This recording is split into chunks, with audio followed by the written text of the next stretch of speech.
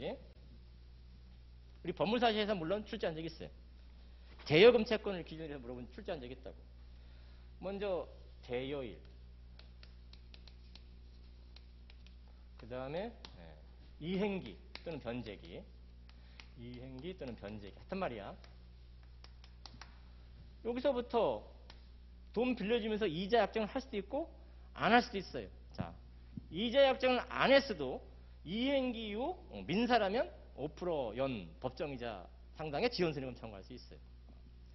자, 물론 소장본 송달 다음 날부터는 연 12%죠. 여기까지는 연 5%고 민사라면 민사 기준으로. 자, 그런데 만일 이자 약정을 했다면 그것도 법정이자보다 높은 민사만 얘기할게 일단 6% 약정을 했다. 그럼 지연손해금도 6%냐? 그렇다라는 거야. 특별한 사정 없는 한. 이게 6%면 지연손해금도 6%다라는 거야. 그런데 만일 법정이자보다 낮은 3% 약정을 했다면 지연손해금도 3%냐라는 거야. 그렇지 않다. 최소한으로 법정이자 상당의 지연손해금이다라는 거야. 다만 요 자체 변제기 이후 지연손해금 자체 법정이자보다 낮은 3% 약정을 별도로 했다면 그건 유효다라는 거거든요. 됐죠? 이해했지? 자, 요게 이제 우리 법무사시에서 물어본 거고 판례도 물론 있어요. 자, 그 밑에 박스 안에 있는 판례하고 구별해 볼게요. 박스 안에 있는 판례는 대여금 채권에 관한 얘기가 아니야. 계약 해지에 따른 계약금 반환 관련된 얘기라고. 자, 계약금 매도인이 계약금 받았어요. 계약금 받은 상태에서 계약금 1,000만 원 받았다고 치자. 이 상태에서 어느 일방의 채무불이행으로 해제가 됐어요. 그럼 원상회복이잖아. 계약금 반환해줘야 되고 매수인도 뭐 인도받은 게 있다면 반환해주고 이래 되잖아. 매수인이 인도받은 게 있을 수도 있고 없을 수도 있어요. 자, 근데 제 말은 동시에 있을 수도 있고 없을 수도 있다 이 소리인 거예요. 제 말은. 근데 만일 매수인이 인도받은 게 없다. 그러면 매수인이 뭐 들려줄 건 없잖아. 사용수익도 뭐 없잖아. 근데 매도인은 계약금 반환하면서 뭐 원금 반환하면서 받은 날로부터 이자 가산하라고 그러지. 이자. 법정이자 가산. 몇 프로? 5% 가산. 아무런 약정 없으면 5% 가산이란 얘기야. 근데 법정이자 자체 6% 할 수 있나? 할 수 있어. 당사 특약으로. 법정이자 자체 3% 할 수 있나? 할 수 있어. 그 자체 약정은 가능하다고. 그것이 지연이자든 이자든. 이걸 이해 못하시는 분이 있을까 봐 내가 강조하는 거야. 법정이자라고 말해. 근데 아무런 약정 없으면 5% 맞아. 받은 날부터 5% 청구할 수 있는 거야. 근데 약정이 할 수 있지. 법정이자 낮은, 높은 할 수 있다 이 소리인 거야. 자, 그런데 계약금 반환 받은 날부터 이자인데 그 부당적반한 성질이라고 하지. 동시항명은 있든 없든 그것은 부당적 성질이라고 하지. 그럼 부당적반한 성질이 어느 시점부터는 지연선역으로 바뀔 수 있잖아요. 자, 부당적반한 청구 어느 시점에 지연선역금이야? 청구한테 지연선역금. 자, 동시항이 없는 원상회복과 동시항이 없는 경우라면 그냥 청구하면 돼. 매수인이 매도인한테 내놔라고 내용증명으로 보내든지 아니면 소송으로 보내든지 청구하면 지연선역금인 거죠. 이해되셨죠? 근데 동시항명은 있다면 매수인이 만약 목적을 인도받은 게 있다면 목적을 돌려주면서 왜 동시항명은 있으면 동시항명의 성질에 관해서 존재효과, 이행지시 저지효과. 그러니까 어떻게 동시항명을 깨트려야지. 내가 내 의무를 이행해야지. 매수인이 목적을 인도받는 게 있으면 돌려주면서 청구죠. 그러면 지연선역금. 그럼 제가 뭘 말하려고 한다? 계약금 매매 해제했다는 계약금 반환 관련해서 이런 법리가 나올 수 있다 이 소리야. 이자, 지연선역금 이런 법리가 나올 수 있다. 그러면 계약금 해지에 관련돼서 법정이자 6% 했다. 원래 5%인데 아무런 약정은 5%인데 아무런 약정은 5%야. 근데 약정을 6% 했다? 그럼 지연손해금 6%. 지연손해금은 언제 청구할 수 있는 거라고? 청구. 동시항에 있으면 동시항을 깨뜨리고 청구. 동시항에 없으면 그냥 청구. 이해되셨죠? 무슨 말인지? 3% 약정했다? 3% 약정했다? 여기 3%인가? 아니다라는 거예요. 최소한으로 법정이자 5%. 근데 여기 별도 3% 약정을 할 수 있는가? 할 수 있다. 이렇게 논의된다라는 거예요. 해제와 관련된 판례가 있다 이 소리예요. 제 말은. 요 박스 안에 있는 판례가 그 얘기다라는 거예요. 281페이지.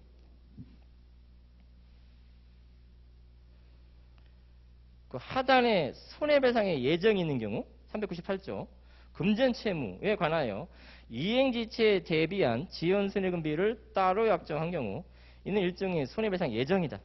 손해배상 예정, 위약금 약정 손해배상 예정으로 추정해지죠. 손해배상 예정, 부당이 과다함 감액. 이때 비율을 감액하는 것이 아니라 비율로 환산한 금액을 감액. 이해되셨죠? 그게 이제 법무사시험에서 출제한 적이 있었던 거예요. 그런 판례들이. 282페이지. 지연손해금에 대한 지연손해금. 지연손해금에 대한 지연손해금 청구할 수 있는가? 그렇다. 이때 이 지연손해금 채권은 기한에 정하면 채권으로 본다. 그러니까 기한에 정하면 채권 때문에 청구하면 지체에 빠진다. 이렇게 보는 거죠. 자, 근데 이런 판례가 있어요. 자, 지연손해금, 원금도 판결이 확정됐고 그에 따른 얼마 지연손해금이 확정됐어. 자, 지연손해금을 원금도 청구하면서 지연손해금을 또 별도로 같이 청구하는 거야. 그럴 때 지연손해금에 대한 또 지연손해금은 옛날 원금 판결 내릴 때 만일 연 25%였다면 지연손해금 청구 현재 시간이 많이 흘러서 이제 시효 연장을 한 소재기가 있을 수가 있잖아요. 그동안 원금 플러스 지연손해금이 이게 생겨났을 거 아니야. 10년 정도 가까이 생겨났을 거 아니야. 그 지연손해금 자체에 대해서 지연손해금은 몇 프로 지연손해금이냐라는 거예요. 즉 애당초 원금할 때 연 25%였는데 그게 시간이 흘러서 소책법이 바뀌었잖아요. 법이. 현재는 연 12%란 말이야. 그러면 연 12% 청구하는 거냐? 아니면 기존 그 옛날에 돈 빌릴 당시 이율로다가 지연손해금을 25% 하는 거냐라는 거예요. 원금에 대한 지연손해금은 여전히 25%야. 옛날에 25%, 현재도 25%야. 그건 똑같아. 그런데 지연손해금도 그런 거냐라는 거예요. 그렇지 않다라는 판례가 있어요. 그렇지 않다. 자, 그것이 어디 있냐? 추가 프린트. 추가 프린트를 봐봐요.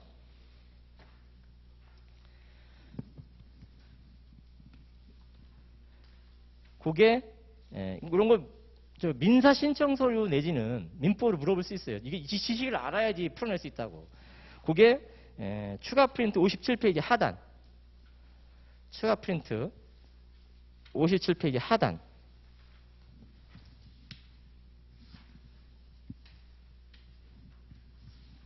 58페이지 상단까지 걸쳐 있는 판례. 그걸 읽어봐 주시면 되겠어요. 지금 제가 한 말. 자, 이거와 또 하나는 46페이지부터 47페이지 걸쳐 있는 판례가 있는데, 자, 지연손해금도 물론 지연손해금에 대한 자체에 대한 지연손해금 청구할 수 있는데 기한에 정하면 채권이고 청구한 다음날 지체에 빠지는 건데, 근데 원금을 청구하지 않으면서 지연손해금만 청구한다면 안 된다라는 거예요. 안 된다. 안 된다. 지연손해금 자체 지연손해금 물론 청구할 수 있는데 원금을 청구한다는 전제하에 지연손해금 청구해야지 가능한 얘기다라는 거예요. 이해되셨죠? 자, 그럼 뒤에 판례는 뭐야? 그 57판례는 원금도 청구했고 지연손해금도 청구한 거야. 확정된 지연손해금. 그에 따른 지연손해금 몇 프로냐? 신법 기준. 신소가 제기할 당시 소척법. 이렇게 이해되셨죠? 원금에 대한 지연손해금. 그 애당초 지연손해금. 이해되시지 무슨 말인지? 물어볼 수 있다고. 신청서를 물어볼 수도 있고 민법으로 물어볼 수도 있어.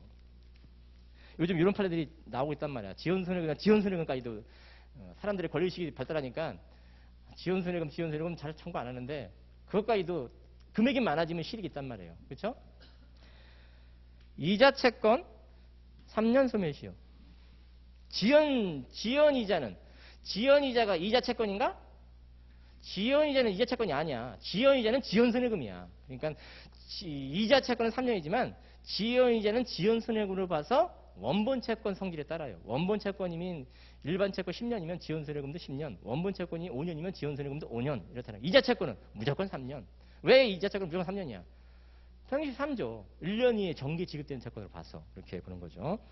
자, 283페이지 이자제한법 관련된 얘기가 쭉 나오는데, 참고적으로 2021년도 올해 22년도죠. 21년도 사무관 승인 시험 2차 시험에서 이자제한법 관련된 대법 관련된 제한율을 초과해서 지급했을 때 효과, 또 선이자 공제에 관한 효과 이런 것들을 물어본 적이 있어요. 참고적으로 대통령령으로 정하는 제한율은 현재 이자제한법이든 또는 대법법이든 자, 연 20%예요. 연 20%로 다 바뀌었어요. 거기 물론 그 내가 고치라는 부분이 있는데 283페이지 그 양가로 2번 반가로 1 대법법 보호에 관한 법률 하면서 100분의 24 이렇게 돼 있죠? 반가로 2번 바로 위에 있는 내용이지. 100분의 24를 대통령으로 정하는 이게 100분의 24가 아니라 그게 옛날엔 그랬었는데 지금 현재 바뀌었어요. 20%로 고쳐주세요. 100분의 20이지 그러니까. 그러니까 대부업법이든 이자 제한법이든 제한 이유를 대통령령으로 대통령령으로 위임하고 있단 말이에요. 그때 똑같다고 연 20% 이렇게 100분의 20 이렇게 사십니다. 거기 이자 제한법은 제가 고쳤단 말이에요. 양가로 3번 그 박스 안에. 근데 그거 대법원 미처 내가 고치지 못해서 깜빡하고. 자, 284페이지. 물론 제한 이율 초과, 대통령이 정하는 이율을 초과해서 이율 약정을 한다? 103조 위반이야. 103조 위반. 103조 위반이면 불법원인 급여지. 반환청구 못 해야 되지. 근데 판례는 어떻게 해석한다고? 수익자에게만 불법성 또는 수익자의 불법성이 급여자의 불법성이 큰 걸로 봐가지고 746 단서 적용 내지 유치형을 봐서 반환청구할 수 있다 이렇게 본다라는 거예요. 물론 그런 내용을 전환적 판결을 조문에 명시하고도 있고 이자제한법 283페이지 박스 안에 있는 판례 중에 명시하고 있죠. 동그라미 3번, 동그라미 4번. 그래서 반환청구할 수 있으니까 어떻게 원본에 충당시키기도 하고 부당히 반환청구할 수도 있고 원본에 충당시키기도 하고 상계 처리할 수도 있다. 뭐 이런 식으로 하는 거지. 충당시키는 거지. 원본에 충당. 자, 284페이지 상단. 이제 그런 내용이 이제 기본 지식인데, 요 추가된 판례는 무슨 내용이냐면, 제한이율을 초과해서 약정을 했다. 그러면 이자제한법 위반인데 초과해서 지급했다. 그럼 부당히 반환청구를 써. 할 수 있는 근거가 746조 단서 적용 내지는 유치증이야. 자, 그러면 부당히 반환청구권이 있으니까 행사할 수 있으니까 불법 행위는 아니지 않아? 이런 얘기인 거예요. 자, 제한 이율을 초과해서 이율 약정을 했다? 이자제한법 위반이야. 더 나아가서 초과해서 받아갔다? 채권자가? 그러면 형사처벌 받아요. 자, 형사처벌 받고, 자, 제한이율을 초과 약정한 것만 가지고는 형사처벌 받지는 않아요. 하지만 제한이율을 초과해서 약정을 하고 그에 따라 수령해 갔다? 채권자가? 대법자가? 돈 빌려준 사람이 수령해 갔다? 그러면 형사처벌도 받는다고.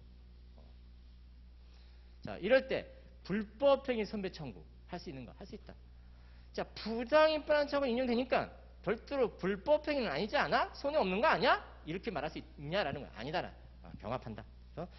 설사 부당히 반환청구 인용된다 하더라도 불법행위 선배 청구는 서로 별개다. 이렇게 쓰실 수 있으면 되겠어요. 혹시 나오면. 자, 그러면서 이제 동그라미 이제 3번이 이제 3번에서 물어본 쟁점 중에 하나는 판례인데 선의자 공제에 관한 얘기. 이것도 내가 잠깐 한번 말씀드린 적인데 근데 우리 법무사실 나올 가능성은 좀 떨어지긴 해요. 혹시 모르니까 나온다면 어떤 식으로 써야 되는지를 생각해야 되는 거예요. 왜냐면 최선으로 답은 맞춰야 되니까. 자, 그럼 먼저 선의자와 관련해서 이런 얘기를 해볼게. 갑이 의리된 사람한테 1억을 빌려준다고 시작. 1억을 빌려주기로 했어. 근데 채권자가 미리 선의자, 원래는 이제 1억 빌려주면 1억에 대한 이자를 뭐 얼마 매월 말 이렇게 주는 이런 식이잖아. 근데 미리 선의자 명목으로 띄는 거예요. 선의자 명목으로. 즉 뭐 비용 같은 것도 있고 이런 거를 미리 선의자 명목으로 띈다. 그래서 600만 원을 띄었다. 예를 들어서 600만 원을 미리 선의자 명목으로 띄고 실질 돈이 얼마가 가는 거야? 9,400만 원만 가는 거예요. 실질적으로. 이해되셨죠?